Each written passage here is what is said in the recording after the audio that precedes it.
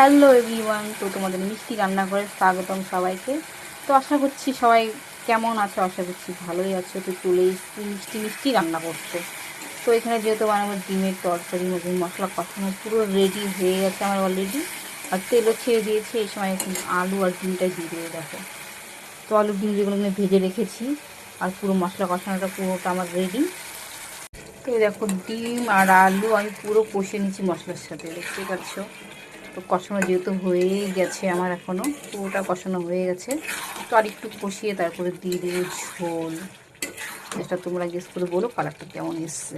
কালারটা দেখতে ভালোই লাগছে, পুরো কালারই এসছে দেখো, দেখতে পাচ্ছ। তো এই তরকারি করতে হবে, এখন ভাতটা বসিয়ে দিব, আমার হয়ে যাবে রাত্রির ডিনারের রান্না। সাথে থেকো, পুরো রান্না রেডি। আর দিয়ে দিয়েছি সানরাইসে গরম মশলা, দেখো পুরো ঝোলটা আমার রেডি। তো হালকা করে একটু নেড়ে দিলাম আর পুরো দুটো রান্নাটা আমার রেডি হয়েই গেছে, পুরোটা রেডি হয়ে গেছে। তো নামিয়ে নিব, চলো।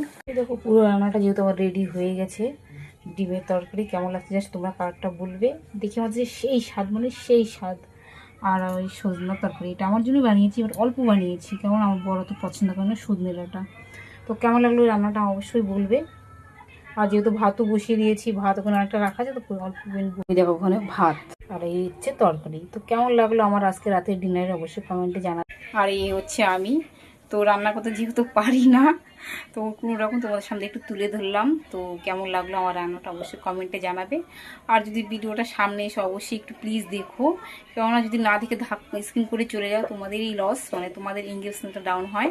তো এই জন্য আশা করি ভিডিওটা তোমরা দেখবার। হ্যাঁ, থ্যাংক ইউ সো মাচ আমার পুরোপুরি ভিডিওটা দেখার জন্য। আর সব ভালো করে সুস্থ থাকো, টাটা সবাইকে, বাই বাই।